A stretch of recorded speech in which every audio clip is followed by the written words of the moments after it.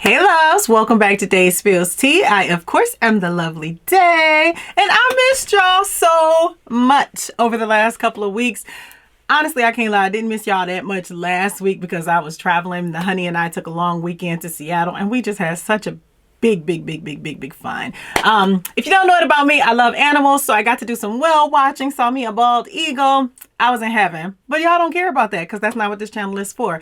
We want to talk about Love and Marriage Huntsville. We want to talk about Miss Wanda calling Kimmy so disrespectful, and we want to talk about Maurice is still just like not listening to Kimmy, but maybe Dr. Francis has gotten through to him. Before we jump all into it, please, even though I missed a couple of weeks, show me some love and hit the thumbs up button. Make sure you leave some comments down below. Let me know what you thought of the episode. Let me know what you thought of Tiffany and her pink makeup and pink dress. If you haven't subscribed already, go ahead and do that. And ring the little bell so you get notified every time I do post a new video. Let's go ahead and jump into it. The episode starts out with Kimmy and Maurice, and they're basically scoping out this new land that they have acquired that they are going to be building on. So Kimmy is attacking it from a perspective of how she would want to live in this house, how she would want the house to look and everything. And Maurice drops it on her like, yeah, it's going to be a spec house, which means this is not being a custom built home for them as a family. So he basically then reveals that this is going to be your next step in real estate. And Kimmy is so sweet because, honey, that wouldn't work for me. You know, they've had the conversation before where he wanted her to leave her job nursing. I don't know if she ever left the hospital or not, but I remember her being very clear that she did not have a desire to leave her nursing career. She has a whole career. And so he's gone out and made this deal for this land and to build this spec house. And he's saying that it's going to be her project. It's going to be her next step because she's already working with Jalen on some things. That's a huge undertaking. That is a huge responsibility. So basically, you have decided to map out the next several months of her life. And that's so unfair. And Kimmy is just so kind about the way she responded to it. You know, she let him know what he was doing. But I just kind of wanted her to be like, stop doing this to me. Like, tell me what the hell the plan is before you launch the plan. You know what I mean? So she's kind of letting him know because he told her that he had already talked to Martell about Martell doing the build. And he had already talked to Uncle Mike. If it's going to be my project, then it needs to be my project. Don't give me something you already started, probably half-assed, and then you expect for me to finish it and give you sparkling results. No. If it's going to be my project, let me handle it from start to finish. But first and foremost, let me agree that I want to do it before you then bought stuff and signing contracts and making deals with people and then expecting for me to carry it out. Especially when, like Kimmy said, chances are he's not going to actually participate throughout the whole project. Chances are he's going to come up with something that he thinks is more important, that is, you know, going to be more financially lucrative or whatever are his reasons. And he's going to leave her holding the whole thing. And it's just really, I think it's so controlling. And I think to have already started the ball rolling and to already have people in place is kind of manipulative. And it just says that he is undermining her as an individual. And I don't like that because I think she deserves so much better. Anyways, so then moving on from that, we see Martell is at his mom's house and she is helping him do the baby's hair.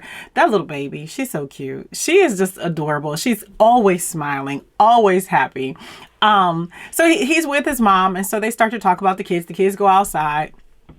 They're talking about the relationship and everything. And his mother, bless her heart, you know, she basically just tells him that Mel was working him to death. She said, when the kids were babies and you were working so hard, I used to think she gonna kill my boy.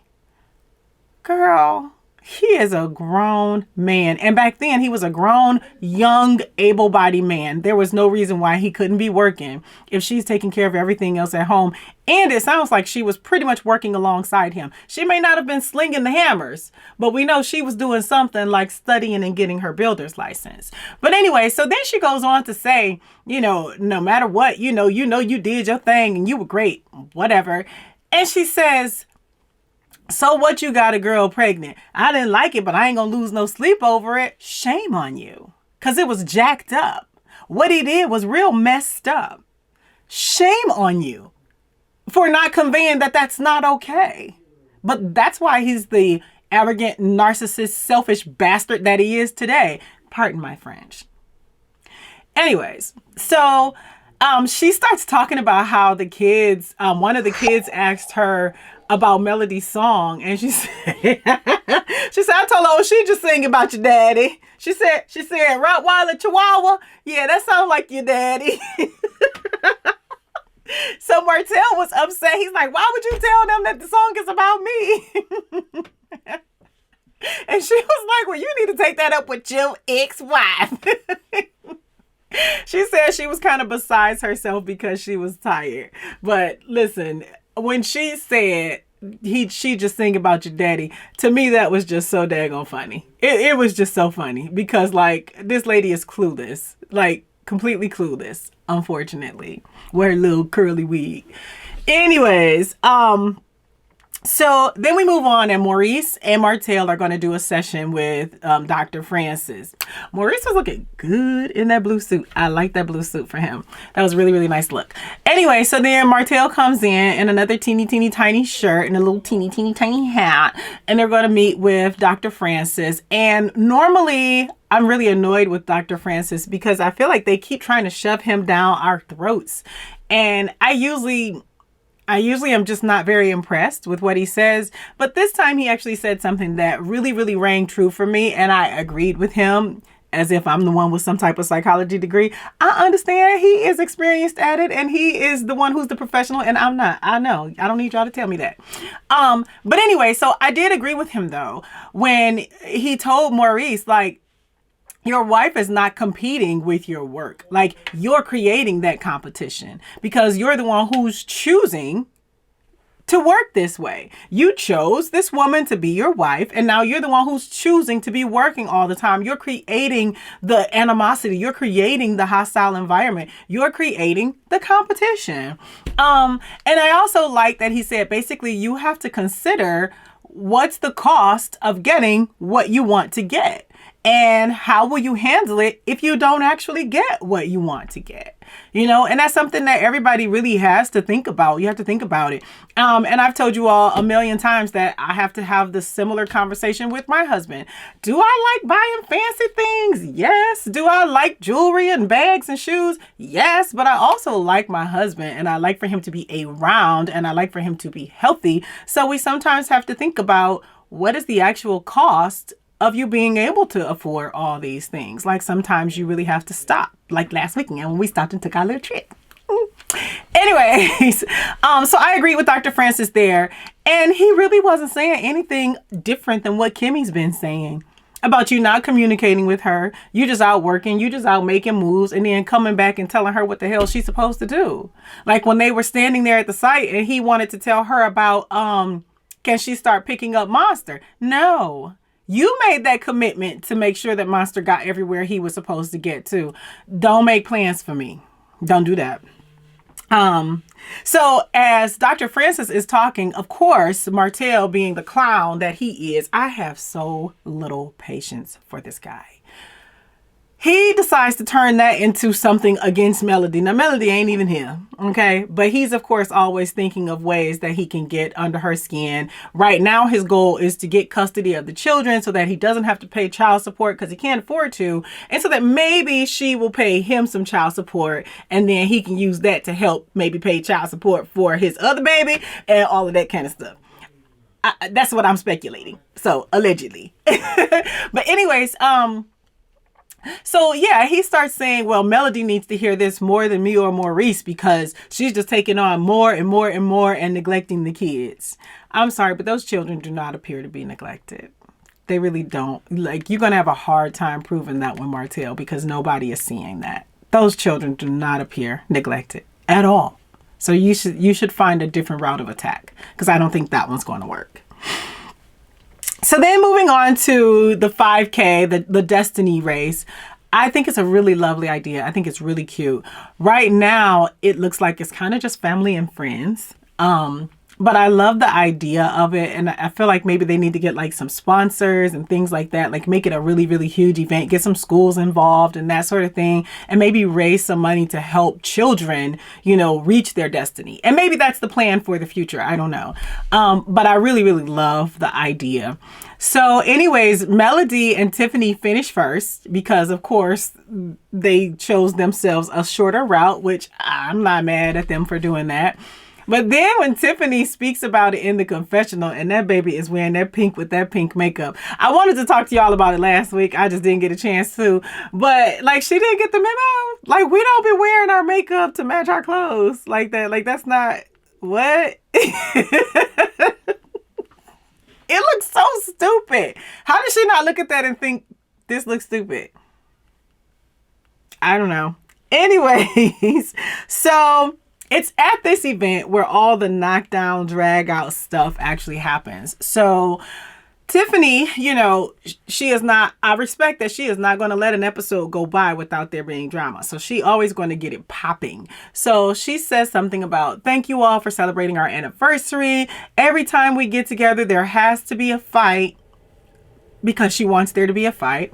So for some reason, Destiny starts talking to Martell about how he says things to get under Melody's skin, and then she reacts, and you know, he's a child, so he's not going to take any accountability for his actions.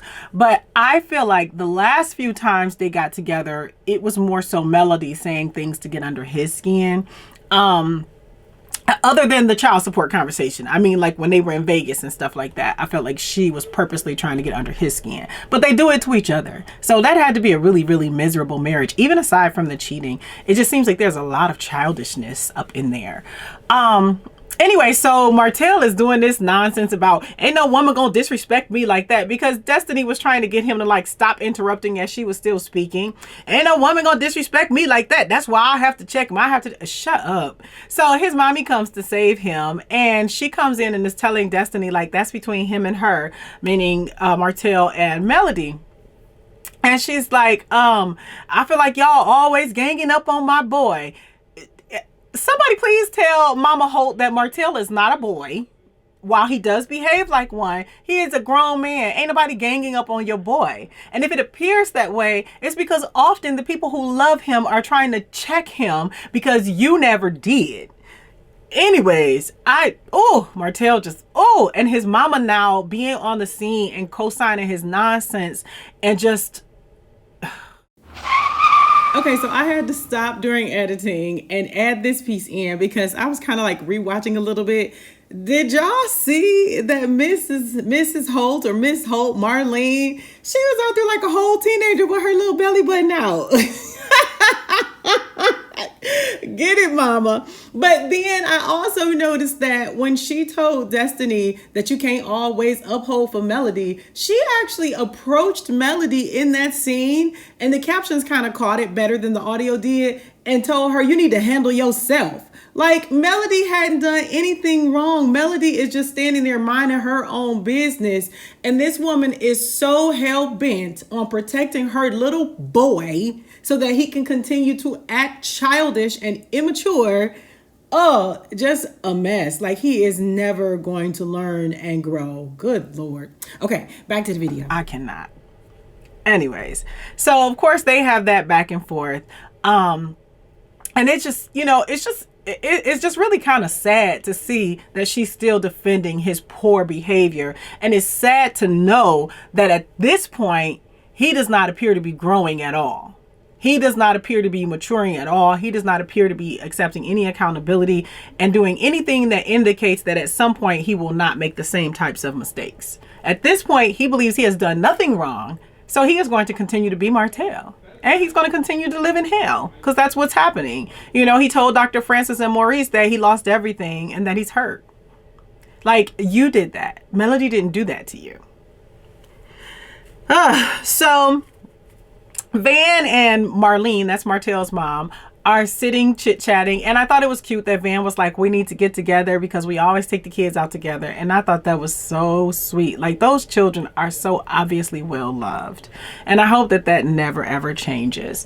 So Miss Wanda walks up, and she comes in with her that she does all the time, and she gets sweating, and that sweat be pooling on that little mustache or whatever. And I told them that, I talked to them about getting back together. And so Mama Hope is like, all right, like, we're not about to talk about that. So she already know better. So she walked away and got out of that situation. And she's smart, at least as far as that goes. And so then Miss Wanda starts talking about, she talked to the kids. And I guess by the kids, I think she actually means Melody and Martell. But wait a minute, what was it?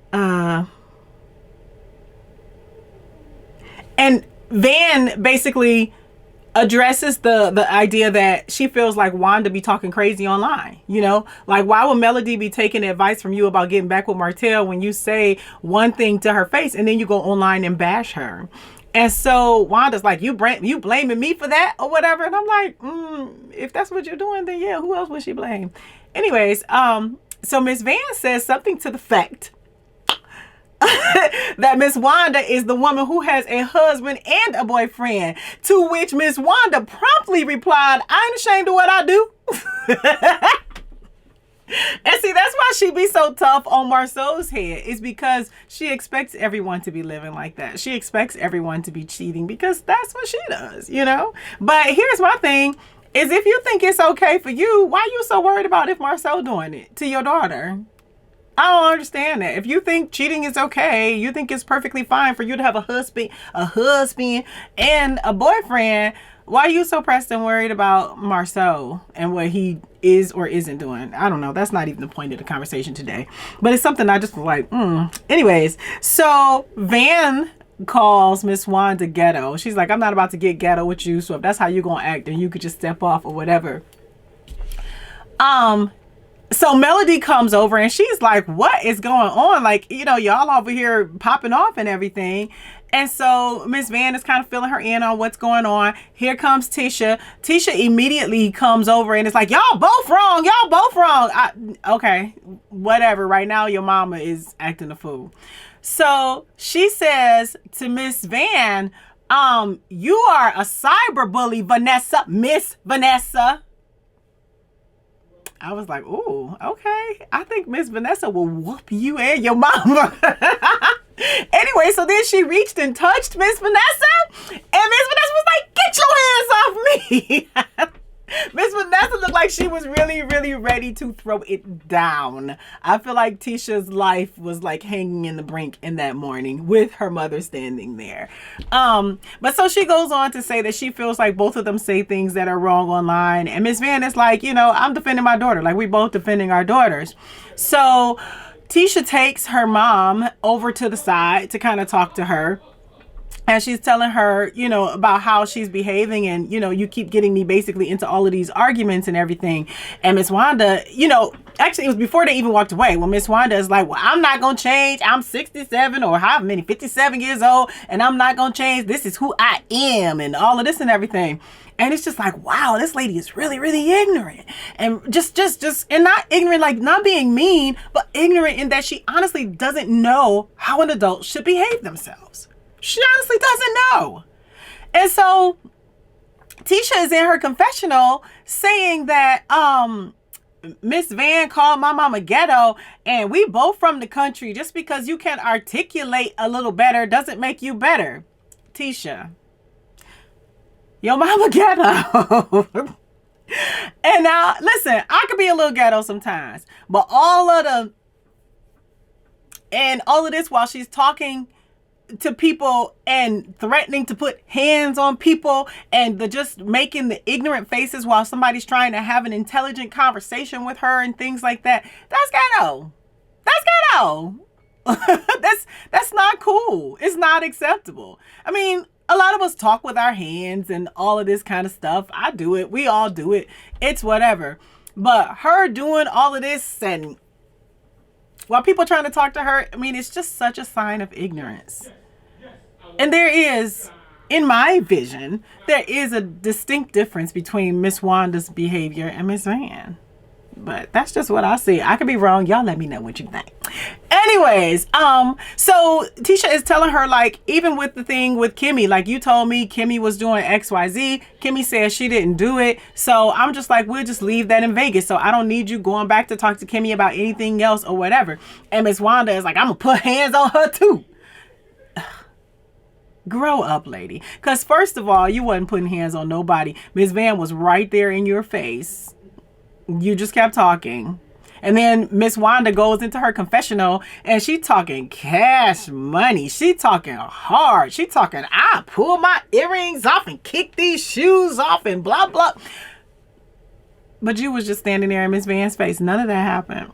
So stop clowning, ma'am. Anyways, so yeah, she goes on and says, but whatever you decide to do with Kimmy, Kimmy was very disrespectful. I cannot. Yeah. So, yeah. I didn't feel like Kimmy was very disrespectful in that conversation. I feel like Kimmy was fed up in that conversation. And I think that Tisha said the smartest thing she has ever said since this show started, which was, I think my mom needs to stop being invited to these group activities. Yes, ma'am. Please stop inviting her. Anyways, that's all I got. That was pretty much the episode. I enjoyed it so much, and I'm so happy to have made a video for y'all today. So thanks again for watching. Bye.